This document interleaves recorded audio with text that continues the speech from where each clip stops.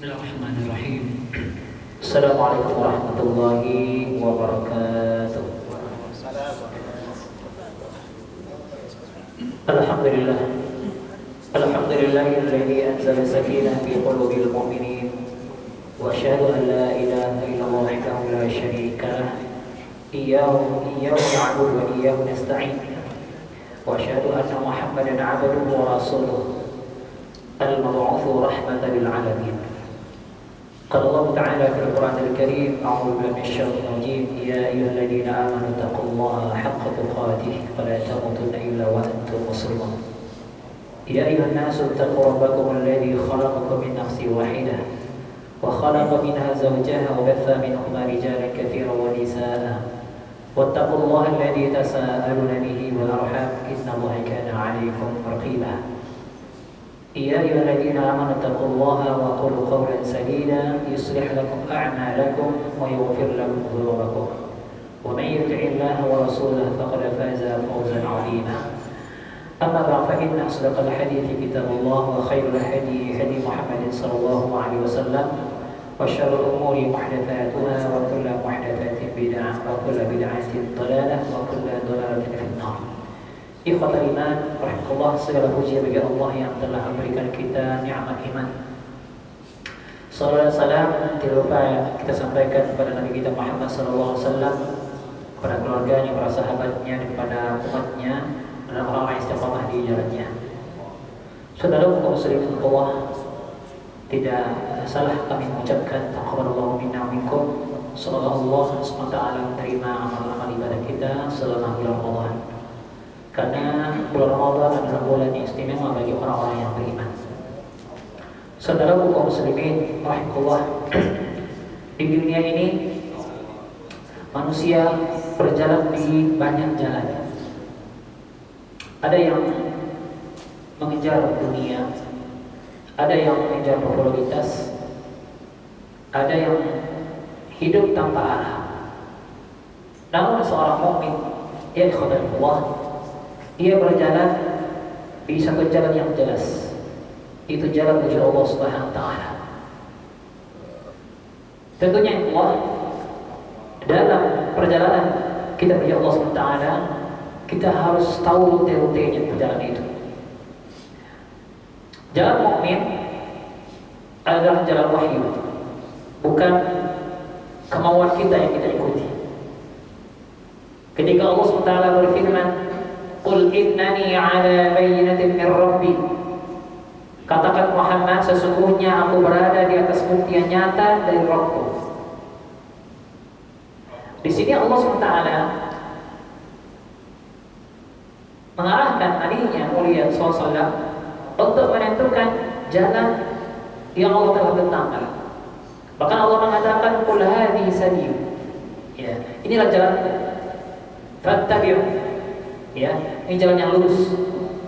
Bukankah setiap saat kita diminta supaya kita berada di jalan yang lurus? Dan bahkan Rasulullah SAW telah bersabda dalam sebuah hadisnya, aku tinggalkan kepada kalian dua perkara, kalian tidak akan sesat selama-lamanya. Ya, tidak akan sesat. Berarti apa? Berada dalam kebenaran, yaitu berpegang, ya, teguh kepada keduanya itu Al-Quran dan Sunnah. Ya. Makanya Al-Imam Imam Malik rahimahullah, beliau mengatakan tidak akan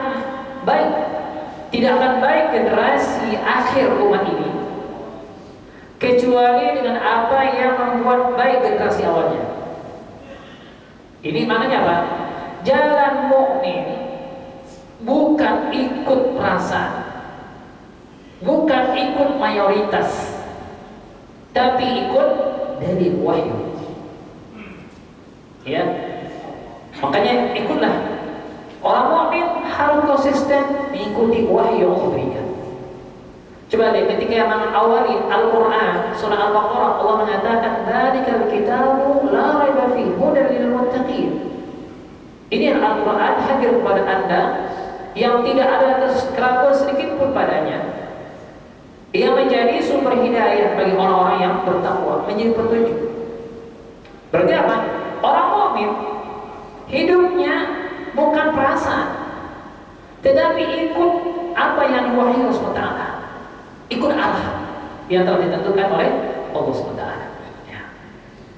Yang kedua, tujuan hidupnya orang mukmin itu bukan la'ibun wa lahwun, bukan permainan sedang gurau, ya. Ya, itu cuma pelengkap, tetapi bukan itu tujuan Allah ciptakan. Allah ciptakan satu tujuan yang sangat mulia sekali. Ketika Allah mengatakan, mengikrarkan Allah katakan dalam surah Al-Zariyat ayat 66, "Wa ma khalaqatul jinna wal ins illa liya'budun." Tidaklah aku menciptakan jin dan manusia melainkan untuk beribadah kepadaku. Ini luar biasa. Al-Imam Ibnu Katsir menjelaskan ibadah ini sini mencakup seluruh ketaatan, baik lahir maupun batin, baik yang ucapan dan perbuatan, itu semuanya. Makanya praktek keseharian kita, ketika kita keluar dari rumah bekerja, mencari nafkah, kan menafkahi keluarga. Ini ibadah besar. Jangan dikira ibadah itu sholat, puasa, zakat, haji, baca Quran, bukan itu saja. Ketika Anda punya tanggungan anak dan istri di rumah, Anda keluar rumah untuk mencari nafkah, ini ibadah besar. Bahkan Rasulullah SAW memberikan kategori bahwa orang yang seorang suami, ya, mencari nafkah dari keluarganya, dia berada di jalan Allah fisabilillah. Bahkan kalau seandainya kita sampai wafat dalam rangka untuk mencari nafkah ini dengan niat karena Allah SWT, insya Allah syahid. Begitu kehidupan orang-orang mukmin. Begitu juga ketika seorang murid atau pelajar mahasiswa yang keluar dari rumah untuk mencari ilmu belajar, ya, dia mencari ilmu agama, menuntut ilmu agama untuk bagaimana untuk beribadah. Ini ibadah besar. Begitu juga ketika kita ada waktu, kita capek, istirahat kita. Istirahat kan itu ibadah. Semua berubah menjadi pahala bagi orang-orang mukmin di hidupnya itu. Masya Allah. Berarti selama kita dalam seorang mukmin, dalam kehidupan orang mukmin itu tidak ada yang sia-sia. Makanya jadikan setiap aktivitas yang kita lakukan dalam ada baik yang sudah jelas, ya, yang ditentukan, ataupun yang ghairul mahdhur, ya, sifatnya mubah, jadikan itu pahala. Salah satu contoh, ketika kita pergi ke pasar, ya, pergi ke pasar dalam rangka untuk membeli sesuatu yang kita butuhkan, niatkan. Terus masuk pasar kita doa, pahalanya besar. Begitu. Ya, apa doa masuk pasar? Apa doa masuk pasar? La ilaha illallah wahdahu la syarika lah, lahul mulku wa lahul hamdu, yuhyi wa yumiitu wa huwa hayyun la yamut, biyadihil khair wa huwa 'ala kulli syai'in qadir. Modalnya itu saja. Baca doa ini, kata Allah, dia akan mendapatkan 1 juta kebaikan. Ya. 1 juta derajat. Ya. 1 juta kesalahan dihapus. Bahkan dalam hadis yang lain diterangkan akan dibangunkan sebuah rumah di surga. Allah. Ini keutamaan besar. Masuk pasar. Dan makanya jangan lewatkan hal yang kecil dianggap mubah, tetapi menentukan kebaikan kita. Ya. Begitu kehidupan orang ini. Nah. Baik, Allah. Yang ketiga, Allah, ketika kita melakukan ibadah yang Allah perintahkan untuk beribadah, Allah akan lakukan. Jalan hidup orang mukmin, dia mengikhlaskan ibadah itu dan mengikuti petunjuknya, petunjuk Rasulullah SAW. Makanya Allah Subhanahu wa Ta'ala perintahkan kepada hambanya untuk apa? Untuk mengikuti utusannya dalam beribadah. Ya. Ketika di penghujung surah Al-Kahfi Allah menyatakan, "Faman kana yarju liqa'a rabbih." Ya. Mungkin bukan mungkin, pasti nanti suatu saat kita akan bertemu dengan Allah SWT. Kata Allah SWT, Allah memberikan jalan untuk kita. Barang siapa pengen liqa'a rabbih, maka barang siapa yang menginginkan akan bertemu dengan Tuhannya, ya, itu kerinduan orang mukmin di dunia ini. Dia pengen ketemu dengan Allah Subhanahu wa taala. Melihat wajah Allah Subhanahu wa taala. Di mana? Di akhirat. Tapi dengan catatan ada syaratnya. Falyamal 'amalan shalihan. Maka hendaklah hamba tersebut melakukan amal saleh. Wala yusyrik bi'ibadati rabbih ahada. Dan dalam beribadah itu jangan sekutukan Allah sedikit pun. Ikhlaskan. Ya, ikhlaskan ibadah itu kepada Allah SWT. Ya, ini amal yang Allah inginkan, yang menjadi syarat untuk bertemu dengan Tuhan kita itu Allah apa? Ikhlas. Ya, ikhlas karena Allah SWT. Ya. Yang kedua sesuai dengan tuntunan Rasulullah SAW. Sebab apa? Allah tidak menjadikan perintahkan ibadah kepada hambanya ya kecuali ada contoh teladan yang Allah perintahkan kepada hamba tersebut. Ya, makanya itulah utusan Allah Rasul. Rasul itu untuk diikuti, bukan untuk diselisih. Rasul sudah katakan seperti ini, Rasulullah sudah contohkan seperti ini, Rasulullah telah menetapkan seperti ini, kita harus melakukan itu semua, ikuti petunjuk. Insya Allah akan terima. Makanya Fudail bin Iyad mengatakan amal yang paling baik itu ahsanu amala, yang paling ikhlas dan paling benar. Ya, Masya Allah. Jadi ketika Allah menyatakan dalam surah Al-Mulk ayat 2, alladzi khalaqal mauta wal hayata liyabluwakum ayyukum ahsanu amala. Allah telah menciptakan kematian. Ya, Allah menciptakan kehidupan untuk menguji siapa yang terbaik amalnya. Ahsanu amal. Allah mengatakan ahsanu amala, bukan aktsaru amala. Beda. Kalau ahsanu amala yang terbaik. Kalau aktsaru yang terbanyak. Allah enggak minta yang terbanyak ibadah amal itu. Tetapi yang Allah minta apa? Ahsanu amala. Yang terbaik.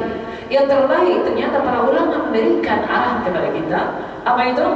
Ikhlaskan seluruh ibadah kita dan ikuti SOP-nya, buku petunjuknya. Jangan dirubah, jangan bikin kreasi sendiri. Ya. Contohnya ketika kita melaksanakan sholat zuhur 4 rakaat, udah saya kuat Ustaz. 8 pun siang ini saya masih kuat. Boleh nggak? Kagak. Yang udah ditetapkan segitu 4. 2 rakaat subuh boleh berubah nggak? Kagak, nggak boleh. Nah, begitu juga dengan amal-amal ini contoh dan amal-amal yang sudah ditetapkan dan amal yang lain masih banyak lagi yang Rasul ajarkan kepada kita, tentunya sesuai dengan petunjuknya. Jangan kita kreasi sendiri. Contoh, maaf, kita berzikir. Zikir kan perintah Allah. Ya, zikir perintah Allah SWT. Lalu bagaimana zikir? Ya, ikut sesuai apa yang Rasul ajarkan kepada kita. Contoh, zikir Rasulullah itu bentuk zikirnya. Contoh, Rasulullah mengatakan apa? Ahabul kalami ilallahi arba. Ada 4 kalimat yang Allah cintai. Contohnya, Subhanallah, Alhamdulillah, wa la ilaha illallah, Allahu akbar. Itu 4 kalimat yang Allah cintai, paling cintai itu kalimat itu. Masya Allah. Kalau kita lakukan rutin ke setiap hari kita ucapkan, silakan. Nah, dalam hal zikir ini pun, ya perlu kita jangan sampai kita mengada-ada. Contoh, ada mungkin sebagian orang zikir menyebut namanya kalimat Allah saja. Boleh nggak? Allah, Allah, Allah. Boleh nggak? Boleh nggak? Kamu boleh. Kenapa? Karena maksudnya apa? Anda mengatakan Allah saja. Rasulullah ajarkan la ilaha illallah atau subhanallah, Allahu akbar. Jelaskan maksudnya apa nih? Gitu. Dalam hal zikir saja, ikut perintah dan kaifiatnya seperti apa? Ikuti petunjuk Rasulullah SAW. Ya, begitu. Contohnya lagi, ketika Rasulullah SAW, ketika seseorang meninggal dunia, ya, Rasulullah apa namanya? Ketika ada orang meninggal dunia, memasukkan jenazah ke liang lahat, apa yang kita ucapkan? Apa yang kita ucapkan ketika memasukkan jenazah ke liang lahat? Rasulullah mengajarkan, ucapkanlah Bismillahi wa ala millati Rasulillah. Boleh nggak diazankan? azan. Nah, makanya tadi ada sebagian orang mengazani, nyampe di liang lahat di azani. Azan itu apa itu? Informasi waktu sholat sudah masuk. Iya, kalimatnya.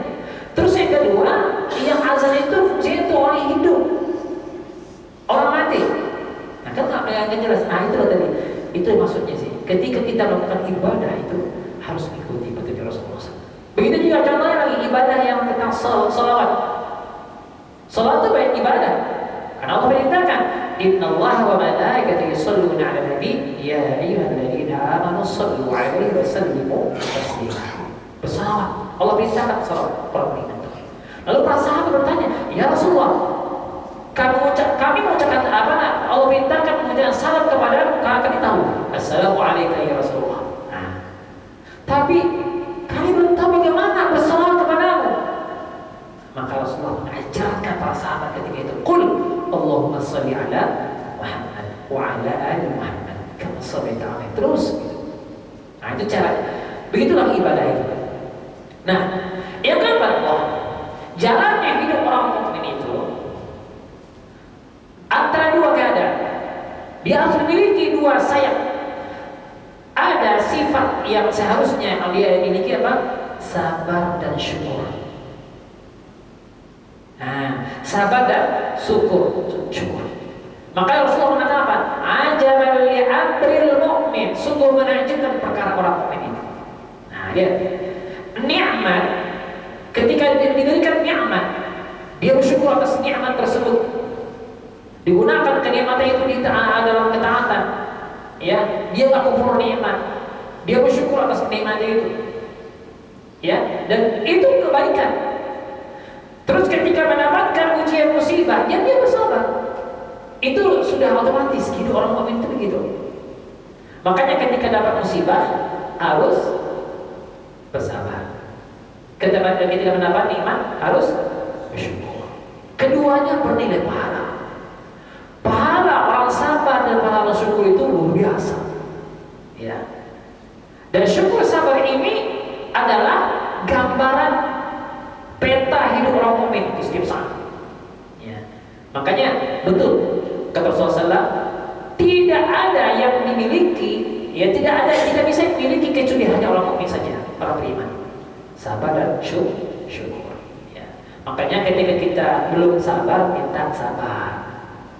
Kalau kita belum bisa bersyukur, minta syukur. Apa doanya kita?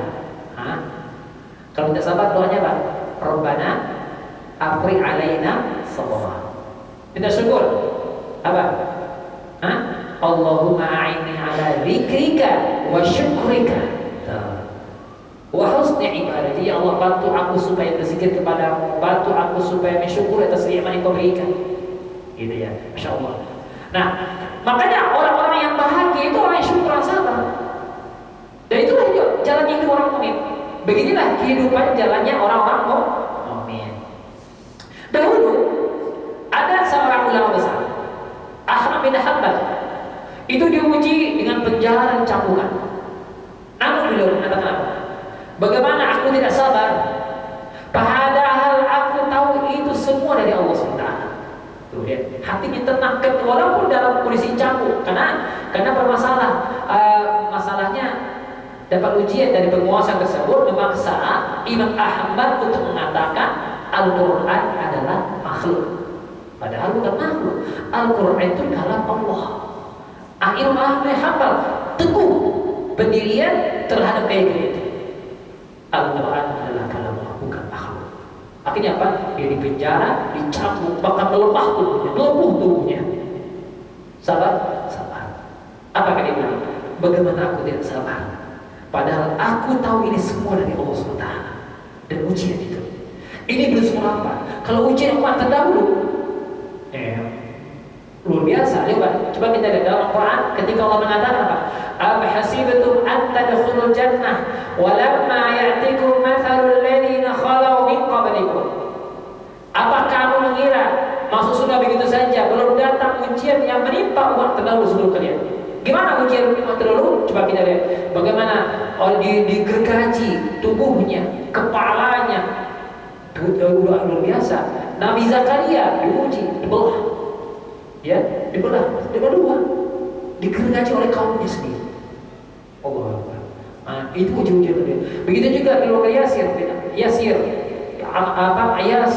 ibunya Sumayyah, istrinya Sumayyah, perempuan pertama syahidah dalam Islam. Luar biasa, ujian. Bila birroka, ujian. Tapi apakah mereka mengeluh? Tidak. Bergembira, kenapa? Karena hidup hatinya dengan kesabaran, hidup hati dengan kesyukuran. Sebetulnya kehidupan orang beriman itu harus dimuncul dengan syukur maksimal. Kenapa? Karena ketika dapat ujian itu pahala. Nah, gitu. Baik, yang kelima, yang perlu kita perhatikan, jalannya hidup orang beriman itu hatinya selalu terikat dengan akhirat. Bukan hatinya terikat dengan dunia, enggak, salah. Kalau seandainya hati kita ikat di dunia ini, udah. Kalau hilang dunia hilang, luar biasa Pak. Jadi ya sedih minta ampun, gitu. Nah, makanya Allah mengatakan apa? Wal akhiratu khairu wa abqa. Dan negeri akhirat itu lebih baik dan lebih kekal. Kata Hasan Al-Basri, dunia ini hanyalah 3 hari. Iya, 3 hari. Kemarin telah pergi. Ya, kemarin udah pergi. Besok belum tentu datang. Tapi hari ini harus kau manfaatkan. Berarti 3 hari. Kemarin sudah selewat. Kembali nggak hari kemarin? Enggak. Sekarang inilah hari ini kita amal. Besok belum tentu nggak? Makanya ciri mukmin tidak iri masalah dunia, tidak sombong, tidak dia hanya fokus pada akhirat. Ada perlu pahala diberikan untuk akhirat, lakukan. Dia tidak menggantungkan hatinya di dunia ini, tetapi menggantungkan hatinya ke akhirat. Dia akan bahagia selalu. Dia akan melakukan amal-amal ke akhirat. Ya. Makanya orang mukmin itu ketika dia bertemu dengan saudaranya, dia menyapa assalamualaikum, ini kalimat yang baik, gitu. Nah, yang kedua, akhlaknya mulia.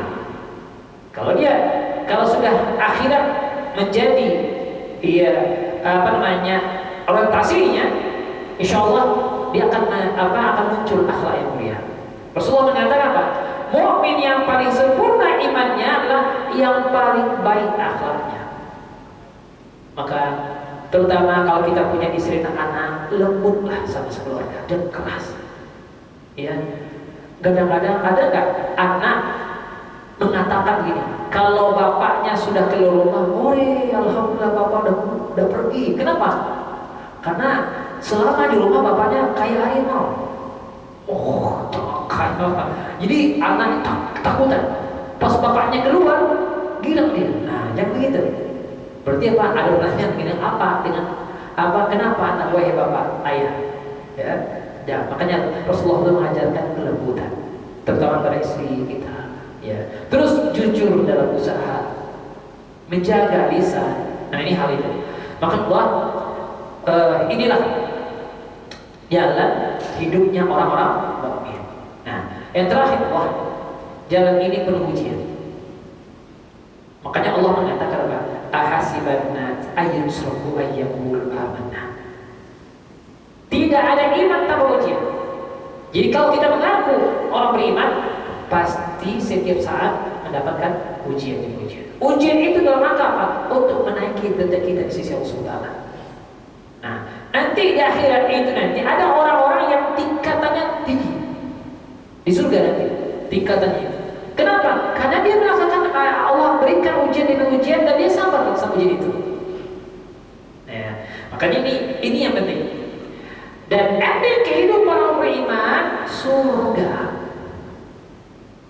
Ya, surga. Nah, makanya ini penting. Makanya jalan mukmin bukan jalan paling mudah. Ya.